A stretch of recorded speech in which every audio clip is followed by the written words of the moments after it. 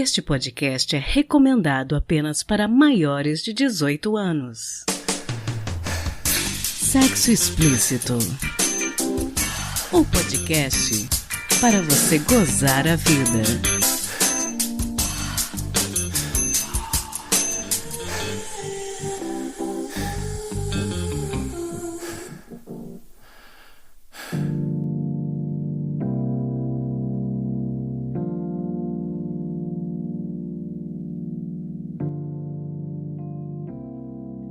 Taradinhos, tudo bem com vocês? Outubro acabou e chegamos em novembro e eu não podia deixar de falar do Novembro Azul, campanha de conscientização dirigida especialmente aos homens, com ênfase na prevenção e no diagnóstico precoce do câncer de próstata. O câncer de próstata é a causa de morte de 28,6% da população masculina que desenvolve tumores malignos. No Brasil, um homem morre a cada 38 minutos devido ao câncer de próstata, segundo dados mais recentes do Instituto Nacional do Câncer. Infelizmente, isso acontece muito devido à cultura machista da nossa sociedade, que incentiva o autocuidado entre mulheres e propaga entre homens o pensamento absurdo de que eles não devem ir ao médico e nem devem se preocupar com a própria saúde. Essa cultura machista é tão forte que, infelizmente, muitos só procuram ajuda quando a situação já é muito grave. No episódio de hoje, eu decidi proporcionar aos meus ouvintes a oportunidade de irem ao urologista e perguntarem dúvidas que eles sempre quiseram saber sobre o pênis e outros assuntos relacionados. Obviamente, a opinião do Dr. Giovânio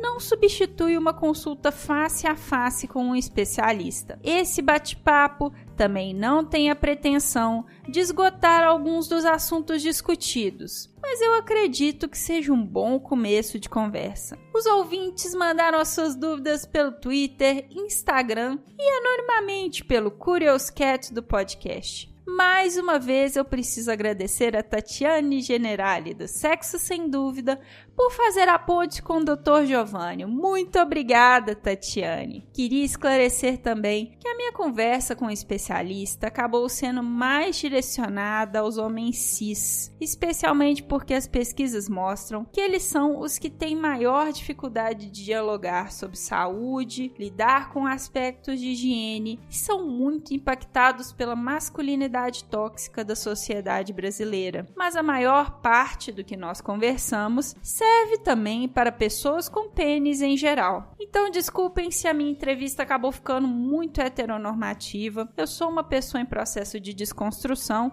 e peço desculpas. Não posso deixar de lembrar a vocês que o podcast possui 3 planos de assinatura ativos em picpay.me/sexo explícito nos valores de 1, 5 e 10 reais. Se você acredita em nosso trabalho e em valorizar mulheres podcasters, assine!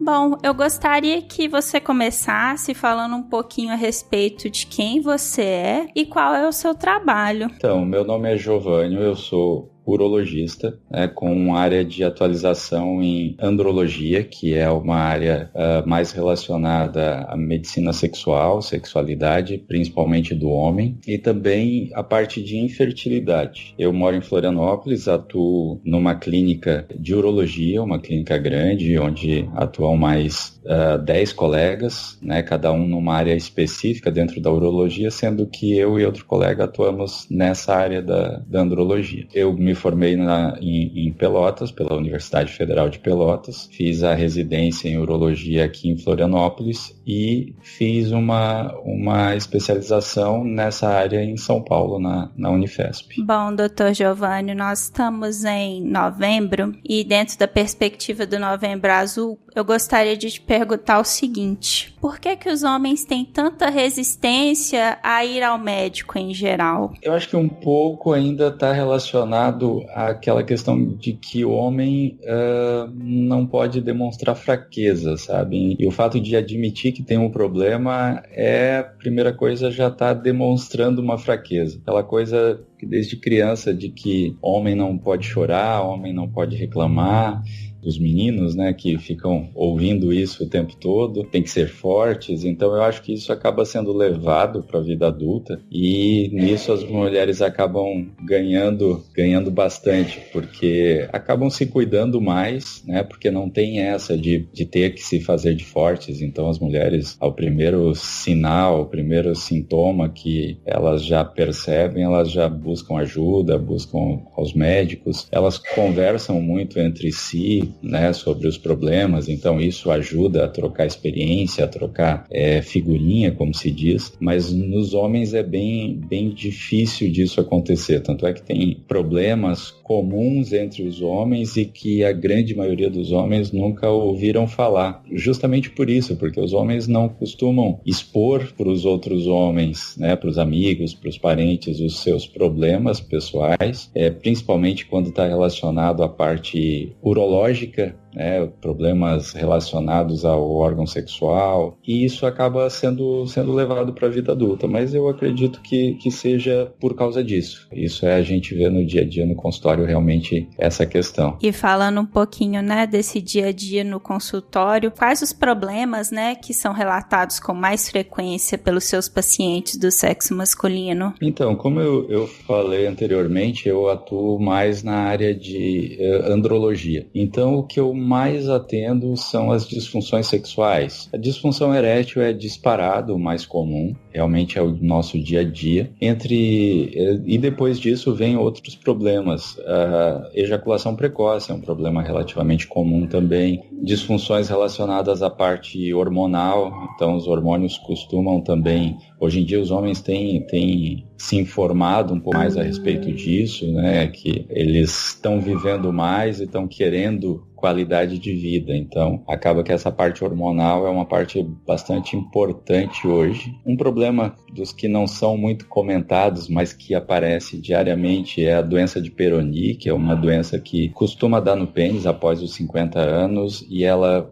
faz com que o pênis vá entortando, pode trazer dificuldade na hora da relação, e é um problema extremamente comum. Atendo muito problemas relacionados à próstata também, então, no dia a dia, muitos pacientes para fazer exame de próstata. Então, assim, aquela ideia já está mudando um pouco. Tem pacientes que ainda são resistentes aí, mas com as campanhas que são feitas, principalmente com a campanha do Novembro Azul, isso vem aos poucos mudando. Os homens têm começado a entender um pouco a importância de buscar um urologista. Nossa, muito bacana saber disso. E, na sua opinião, como profissional, qual você acredita que seja a frequência ideal que um homem deve procurar um urologista? Assim, o que a gente recomenda quando o homem não tem sintomas, né, quando ele vai só para uma consulta de rotina, para uma consulta que é só para ver como que está a parte urológica, a gente recomenda uma vez ao ano. Óbvio que daí nessas consultas, dependendo dos resultados dos exames e de alguma coisa diferente que possa aparecer, e daí a gente muda um pouco essa recomendação. Mas caso esteja tudo normal, uma vez ao ano, a partir dos 40 ou 45 anos, é o que é recomendado. E você acredita que o preconceito contribui para que menos homens façam o exame preventivo de câncer de próstata? Eu acredito que, como eu falei anteriormente, isso já está mudando, assim, hoje está bem menos, assim, muitos homens que antes não iam, passaram aí. Isso acontece muito, a gente vê muito depois que eles veem algum caso próximo a eles acontecer, por exemplo, com um parente ou com um amigo que teve câncer de próstata, daí eles veem que realmente pode acontecer com eles também, né? Eles veem o problema chegar um pouco mais próximo deles, e isso assusta a ponto deles perderem esse preconceito, né? Do medo ser maior do que o preconceito. Então isso a gente vê já mudar, mas ainda existe, não tenha dúvida. Mas, felizmente, está mudando, assim. Os pacientes que vão ao consultório, eles já sabem que provavelmente vão ter que fazer exames, vão ter que fazer exame de toque, vão ter que se despir de alguns preconceitos para que seja feita uma avaliação. Então, acaba que aqueles que vão, eles já estão com a cabeça um pouco mais aberta, né? Interessante você falar disso. Eu também estava pensando um pouco aqui, né? Existe existe essa dificuldade de comunicação entre homens? E com relação a sexo, por que você acredita que exista a dificuldade de ter uma conversa mais adulta, um bate-papo mais sincero, que vá além das brincadeiras de sempre? Eu acredito que seja por causa dessa questão de que o sexo para o homem, os problemas sexuais, né, disfunção erétil, ejaculação precoce, diminuição da libido, sejam problemas que possam demonstrar para os amigos ou para a família uma fraqueza que ele não quer demonstrar. Essa questão da masculinidade, de mostrar que tem um problema sexual, para o homem é muito difícil, realmente, é muito difícil, justamente por essa questão de não querer demonstrar uma certa fraqueza. Isso a gente vê muito no consultório, que homens assim que às vezes levam muito tempo, às vezes anos, para procurar ajuda em função disso, de achar que ele vai se retraindo naquele problema, ele vai se fechando, às vezes levando até um quadro de depressão, um quadro mais grave, porque ele não conseguiu tomar a iniciativa de buscar ajuda, de buscar se informar, e foi se fechando no problema, assim. Então, eu acho que parte muito dessa questão da masculinidade também, de realmente os homens, a gente costuma ver, assim, nessas rodas de brincadeira, todos eles têm a potência perfeita, independente da idade, todos têm a libido altíssima, então ninguém quer ficar por baixo nesse sentido, né? Justamente por causa dessa questão, que a masculinidade, a fraqueza do homem está muito relacionado à sexualidade, né? Sim, inclusive quando a gente conversa com mulheres com relação aos parceiros, uma outra questão que surge bastante é a questão da higiene, né? Tem muitas mulheres e muitas pessoas, né, que se relacionam com pessoas do sexo masculino que falam sobre essa questão da necessidade da pessoa se cuidar, e aí eu fiquei pensando, né, como que a gente pode conscientizar um pouco mais os nossos ouvintes sobre a necessidade de se cuidarem do ponto de vista clínico e de higiene. A questão de higiene, principalmente do órgão genital masculino, pênis, bolso escrotal, principalmente pênis, é algo muito importante, muito importante. A higiene é a falta de higiene, né, a principal causa de câncer de pênis, tá? Então, assim, o câncer de pênis, ele está intimamente relacionado à higiene do pênis, ao excesso do esmegma ali, que é aquela secreção que fica pelos restos de suor, de urina, descamação da pele. Então, essa substância, ela é altamente cancerígena, e o acúmulo dela ali na volta do pênis, sem ter uma boa higiene diária, pode favorecer o câncer de pênis. Tanto é que a gente tem índices de câncer de pênis no Brasil, em algumas regiões, principalmente regiões mais isoladas, onde a informação ela é bastante restrita, são bastante altos, assim. E no mundo a gente vê uma diferença muito grande, principalmente em países onde a circuncisão ela é um procedimento obrigatório, como nos países que tem muitos judeus. O índice de câncer de pênis cai bastante, porque a circuncisão ela se torna um facilitador da higiene do pênis, né?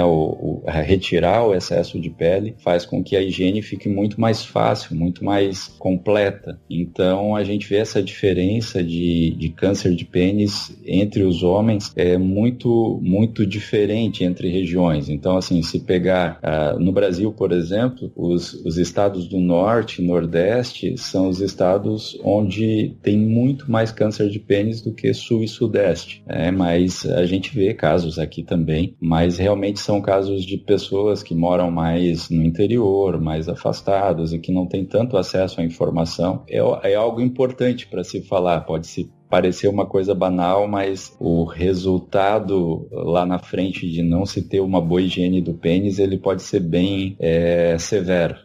Pode ser pode ter um desfecho bem severo. Muito importante a gente falar disso. Bom, agora eu vou partir para algumas perguntas do público, dos nossos ouvintes, que eu recebi pelo curioscats.me/podsexoexplícito e pelo Instagram do podcast, o @sexoexplicitopodcast. A gente recebeu algumas questões. Tem questões bastante variadas e eu acho que vai ser um debate bem interessante. Desde o início da pandemia, comecei a ter uma perda de libido muito forte. Teria algum tratamento específico para isso? Simplesmente da noite pro dia, nem me masturbar eu tinha vontade. Tenho esposa e isso está começando a nos afetar. Aí é um ouvinte, que tá sentindo o impacto da pandemia.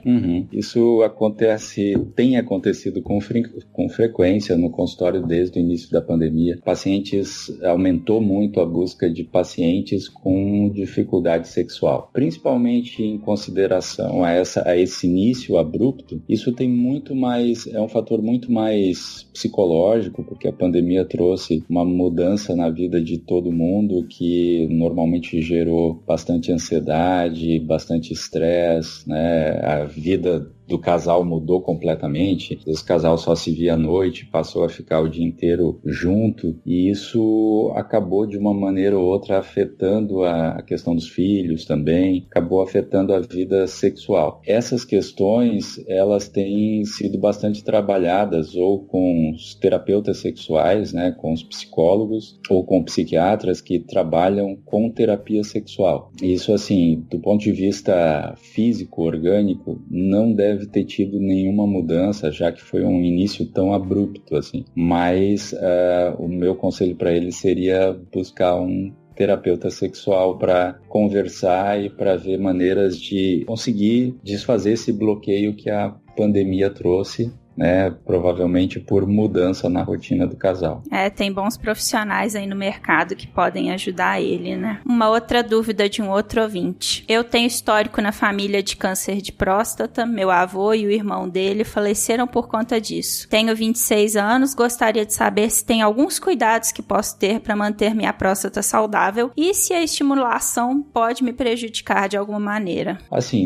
Não existe nada específico preventivo para o câncer de próstata. Então, manter uma vida saudável, com alimentação regrada, com atividade física é importante, mas não existe nenhum alimento específico, nenhuma medicação específica para prevenir o câncer de próstata. O que se recomenda nesses casos onde tem uma história familiar é de que seja feito os exames de rotina um pouco mais cedo, já começar aos 40 anos. Normalmente hoje tem se indicado para quem não tem histórico familiar começar aos 50, mas nos casos de história familiar já começar aos 40 anos fazendo os exames anuais, exame de toque, exame de PSA, ultrassom da próstata. Essas são as recomendações. Bom, um outro ouvinte, ele já foi um pouco mais genérico. Ele falou que ele queria saber um pouco mais sobre ejaculação precoce. Ele não especificou, exatamente o que ele queria saber, mas só falou que ele queria saber um pouco mais. Certo. A ejaculação precoce, depois da disfunção erétil, ela é o problema mais comum no consultório. Alguns dizem que ela é o problema sexual mais comum, porque diferente da disfunção erétil, ela atinge os homens em qualquer idade da vida, Desde a primeira relação sexual até o final da vida.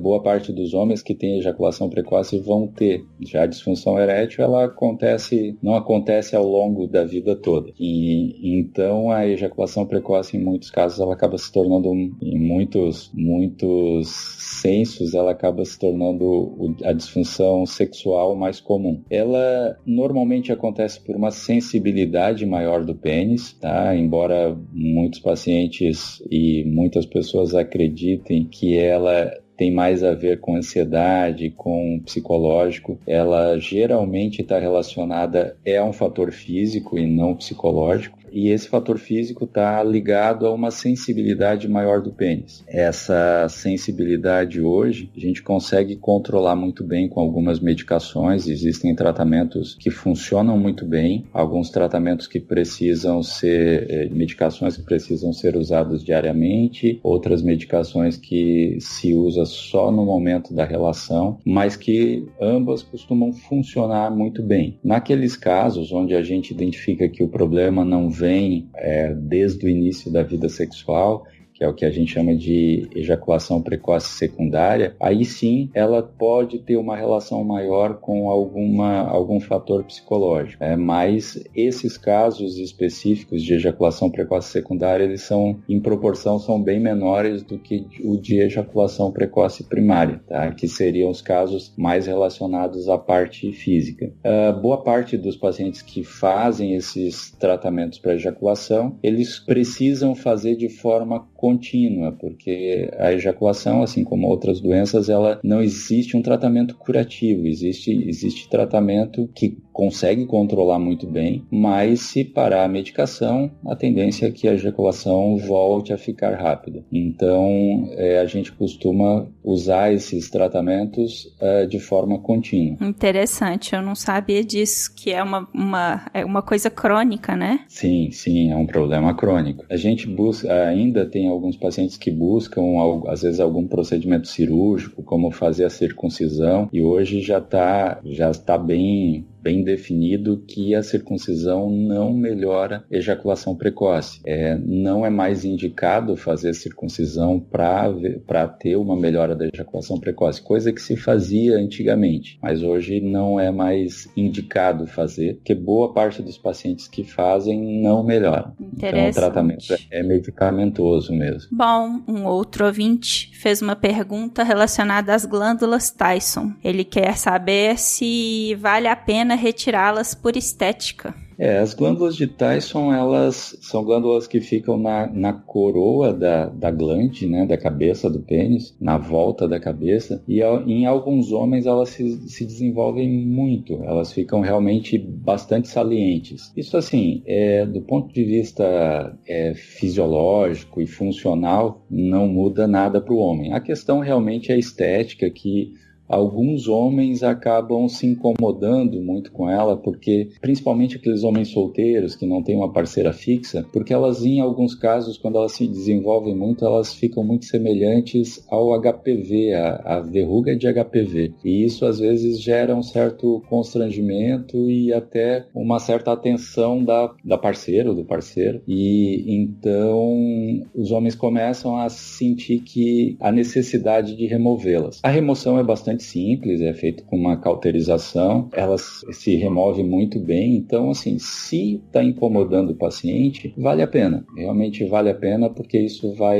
não vai ter nenhuma consequência a remoção delas, e vai trazer uma tranquilidade, um maior conforto para ele na hora da relação. Bacana. Aí, nesse caso, a pessoa procura o urologista para essa cirurgia? Exatamente, o urologista que faz essa remoção, que é feito ambulatorial, é feito com anestesia local, então é bastante simples realmente e não traz nenhuma grande consequência, assim. Então, se está incomodando, vale a pena retirar, assim. Interessante. Bom, a próxima pergunta do ouvinte perguntando o seguinte: se ISTs e Gardnerella não apresentam sintomas no pênis? Assim, a Gardnerella é uma bactéria que realmente é muito difícil, mesmo que a mulher tenha, é muito difícil de passar para o homem. Assim, é uma bactéria que se eu disser que em quase 20 anos de consultório, eu nunca identifiquei em um paciente. Realmente ela não causa sintomas e é muito difícil se contrair através de relação sexual. Então, é correto realmente isso. Bom, uma outra pergunta de uma pessoa, não sei se do sexo masculino ou feminino, pessoa perguntando por que de manhã especificamente o pênis fica ereto? Na verdade, assim, isso é uma ereção fisiológica, né? É algo involuntário do homem. Isso acontece, a gente à noite, enquanto está dormindo, a gente tem algumas ereções, os homens têm algumas ereções durante o sono que são fisiológicas, são para manter a oxigenação do pênis, isso é tudo fisiológico. A questão da urina com a bexiga cheia, principalmente de manhã cedo, quando acorda com a bexiga cheia, ela tem muito a ver com um reflexo né?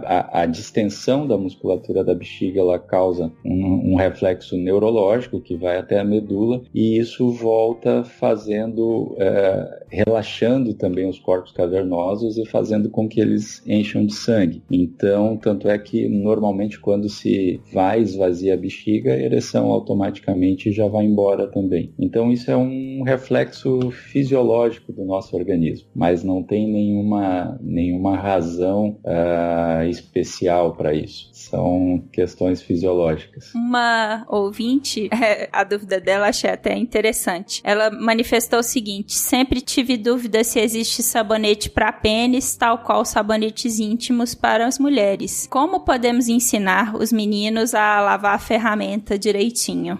Não, assim, a princípio não existe nenhum sabonete específico para o pênis, como existe para a mulher. A questão ali, a mulher tem muito a ver, porque a vagina tem os lactobacilos, né, tem um pH específico, então o sabonete ele teria que manter esse pH, ajustar, por isso a existência de sabonetes íntimos para a mulher. O pênis, como já é um órgão que é praticamente tudo externo, tudo aparente, acaba que não há necessidade de ter esse sabonete específico para o pênis, e por isso não existe. O grande detalhe da higiene que deve ser ensinado para os meninos é realmente a questão naqueles que não fizeram a circuncisão, de retrair o prepúcio, lavar muito bem a glande e por dentro do prepúcio, e antes de colocar roupa, né, na hora de secar muito bem também por baixo do prepúcio, né? Então, lavar e secar bem são as indicações mais importantes, assim, porque esse excesso de umidade ali por debaixo do prepúcio, entre o prepúcio e a glande, é o que favorece muito o aparecimento, às vezes, de micose, de fungos ali na região. Essa rotina de baixar a pele, lavar e secar bem é importante. E ainda um pouco dentro, né, desse assunto, eu recebi uma pergunta que é a seguinte: homens que não removeram prepúcio jovens podem remover mais tarde? Há alguma contraindicação? Não, na verdade o prepúcio ele pode ser removido a qualquer momento durante a vida do homem. Aqui como a gente não tem a questão religiosa, né? Por exemplo, aqui em Florianópolis tem bem poucos judeus. Muito dificilmente os homens removem na infância ou na adolescência. A grande maioria dos pacientes que buscam a gente para remover já são pacientes que estão começando a vida sexual, né? Ou já são mais velhos, adulto jovem ou até de mais idade, que começam a ter esses problemas, principalmente relacionados a infecções ali de repetição, a problemas de cortes, na hora da relação acaba cortando, machucando, porque é uma pele que tem um atrito maior na hora da relação, e às vezes ela pode se tornar um pouco mais frágil, e então esses casos acabam sendo os que a gente mais opera. Então hoje é mais comum fazer a circuncisão em adultos do que em crianças, apesar de que seria o mais indicado fazer na infância, justamente para ele já entrar na adolescência com o problema resolvido, né? Quando começar a vida sexual, porque a remoção do prepúcio ela diminui muito o risco de contrair IST ou de até assim, com essa diminuição no risco de contrair doenças sexualmente transmissíveis, diminui a questão de câncer de pênis e até de câncer de útero, que está muito relacionado ao HPV, né? Que é uma DST das mais comuns hoje entre os jovens. Então, a remoção da pele na infância ajudaria já bastante. Ou na adolescência, mas ela pode ser feita a qualquer momento que começar a incomodar, que ele sentir necessidade de remover, pode ser feito. E o resultado é o mesmo. Esse mesmo ouvinte fez uma outra pergunta que eu achei curiosa. Ele disse o seguinte: existem pênis com diferentes diâmetros na base e na ponta. Há como igualar isso? Há alguma contraindicação? Na verdade, assim, existem, né? Isso é normal. O pênis não é assim como outras partes do corpo muda de uma pessoa para outra. O pênis também, o formato, a circunferência, a angulação, Existem pênis dos mais variados tipos. E então, assim, essa diferença, ela é natural. E as formas que existem de melhorar isso, elas são um pouco questionáveis, assim. Tem até alguns profissionais que se dizem especialistas em estética genital, mas a estética genital do pênis ela é muito questionável, porque o que tem hoje não é seguro. Seria injeções de materiais tipo ácido hialurônico na glande, por exemplo, para aumentar o tamanho da glande, ou injeções de outros materiais, de silicone industrial, de outras substâncias no pênis, até para alguns homens que acham que o pênis é muito fino, para deixar ele mais grosso, ou para regular essas diferenças de diâmetro da base para a ponta. Mas tudo isso, assim, os riscos são muito grandes, riscos de rejeição, risco desse material se deslocar e ficar todo numa parte do pênis, deformando completamente o pênis. Então, nada disso é seguro de ser feito. Então, a recomendação é que não faça. Confesso que esse tipo de coisa sobre esse assunto estética genital me deixa um pouco triste, né? Que a gente viva numa sociedade hoje que a gente precisa se preocupar com isso, porque esse tipo de coisa tem a ver com estima, com padrão, e não tem a ver com o prazer que a pessoa sente, né? Exatamente.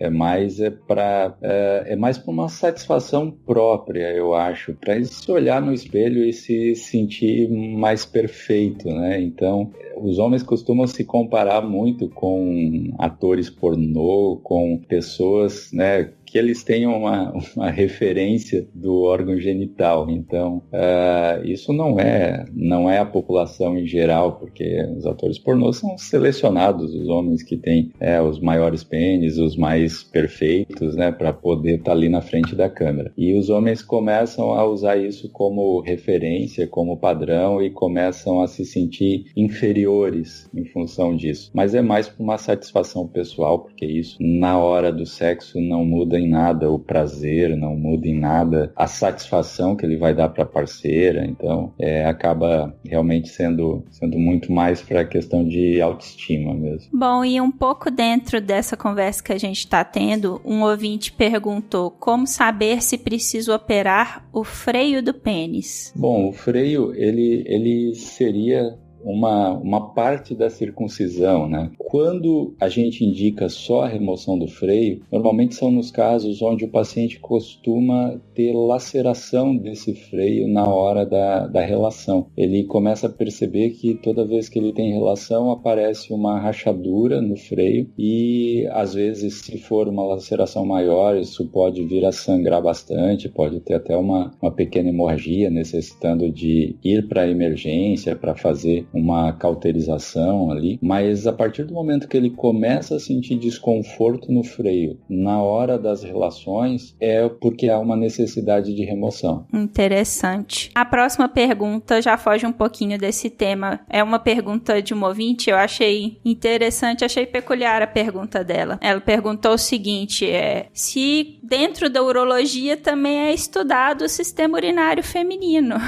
Sim, o urologista, na verdade, o sistema urinário, ele é praticamente igual do homem e da mulher, né? Então, assim, o urologista é especializado em tratar do aparelho urinário tanto do homem quanto da mulher. Existe, inclusive, como uma sub-área dentro da urologia, a urologia ginecológica, né, ou uroginecologia, que é justamente esse profissional urologista que cuida mais da parte da mulher, principalmente das questões relacionadas à micção, como incontinência urinária, essas questões. Tem outros problemas mais peculiares também, que são mais relacionados à mulher, como cistite intersticial, ou essas infecções urinárias de repetição. Então, isso existe um profissional dentro da urologia capaz de realmente atender e resolver muito bem esses casos das mulheres. Mas a parte urinária, o urologista trata tanto o homem quanto da mulher. Isso assim, realmente muita gente não sabe disso, tanto é que é comum, às vezes, no consultório, pessoas se espantarem por ter mulher esperando na sala de espera da clínica, aguardando para consultar com o urologista. Então, muitas vezes as pessoas que não têm essa informação, elas chegam na clínica e ficam espantadas na recepção de verem mulheres com consulta agendada lá. É uma informação que a gente precisa divulgar mais, né? Bom, uma última pergunta que eu não sei se você vai conseguir responder ou se isso chega a ser da sua área. A pessoa perguntou sobre pompoarismo masculino, se é possível e como funciona. Então, na verdade, eu entendo, né? Não sei se é o que o ouvinte está querendo perguntar, mas assim, o que a gente entende por pompoarismo masculino, que seriam os exercícios de Kegel, que são exercícios feitos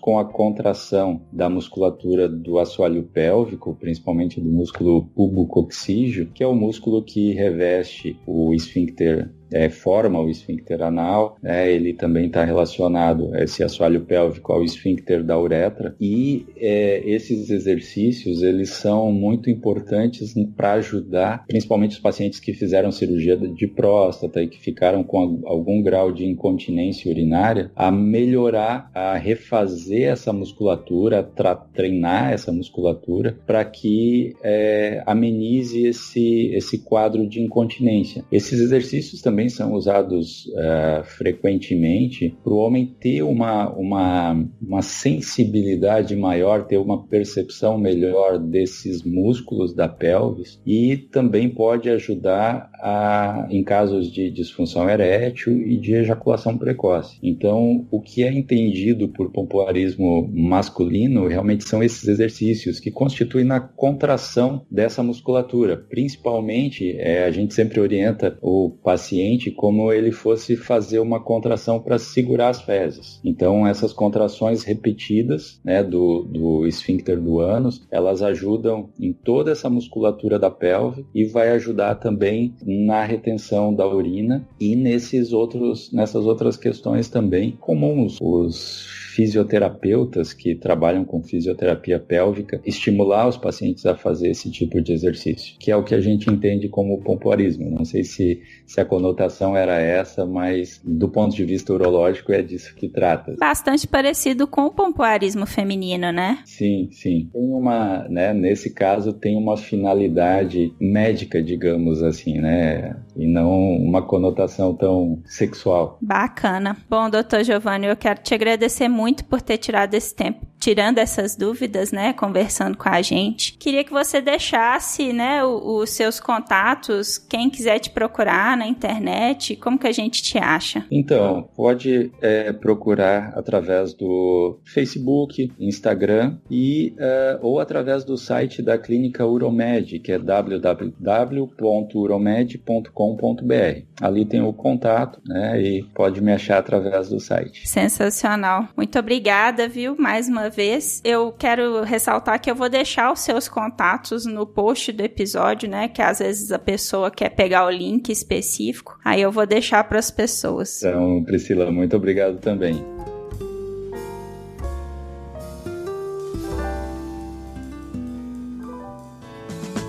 Se toca.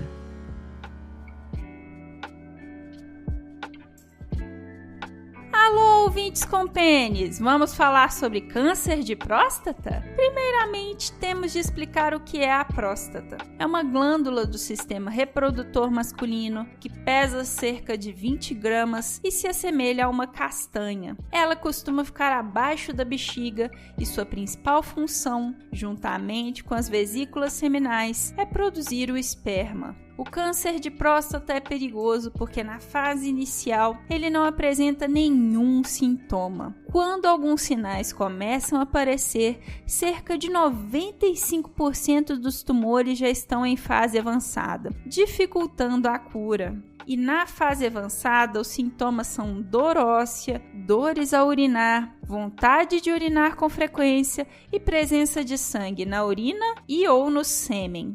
Alguns fatores de risco precisam ser levados em consideração. Histórico familiar é importante, especialmente casos em pai, irmão e tio, mas raça também precisa ser considerado, já que homens negros sofrem maior incidência desse tipo de câncer. A obesidade também é um fator de risco. A única forma de garantir a cura do câncer de próstata é o diagnóstico precoce. Homens a partir dos 45 anos com fatores de risco ou 50 anos sem estes fatores devem ir ao urologista para conversar sobre o exame de toque retal, que permite ao médico avaliar alterações da glândula, como endurecimento e presença de nódulos suspeitos. Cerca de 20% dos pacientes com câncer de próstata são diagnosticados somente pela alteração no toque retal. Outros exames poderão ser solicitados se houver suspeita de câncer de próstata, como as biópsias, que retiram fragmentos da próstata para análise, guiadas pelo ultrassom. Então, não dê bobeira, isso não é brincadeira, pensa na sua família, nos seus amigos, no tanto que você ainda tem para viver. Faz o exame preventivo rapidinho, consulta o urologista, é uma prática muito simples, perto do que um câncer pode causar.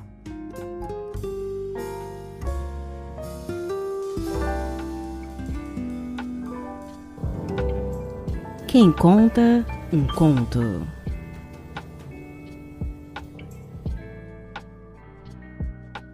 O conto que vocês vão ouvir agora foi narrado pelo nosso querido ouvinte João Marcelo Ferraz, que tem formação em rádio e TV e caprichou na interpretação. Obrigada, João! O texto é do Instagram @contoseconfissões.69, que é um perfil que não existe mais ou mudou de nome, não tenho certeza. De qualquer forma, acho que vocês vão gostar. Depois de um episódio com discussões bastante sérias e que demandam atenção, esse aqui é um convite para vocês relaxarem. Aproveitem!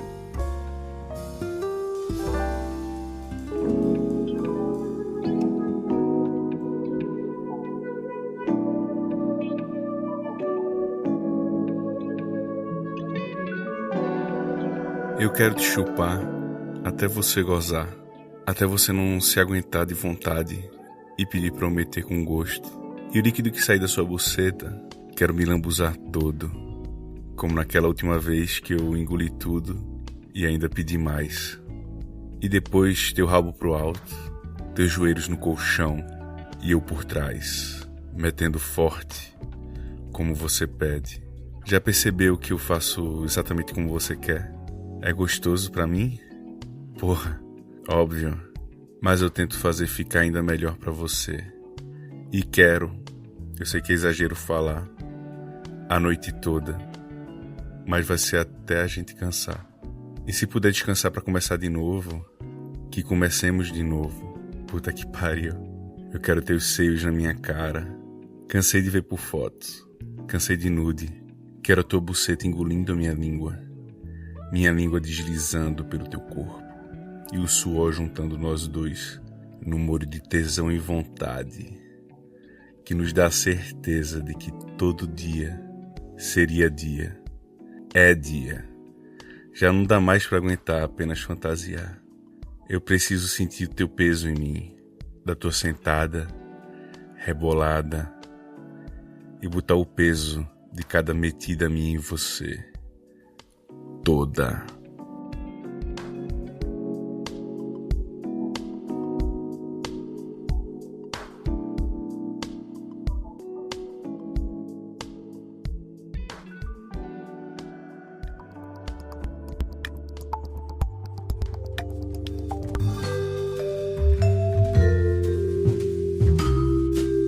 Esse foi mais um episódio do podcast Sexo Explícito. Foi bom pra você?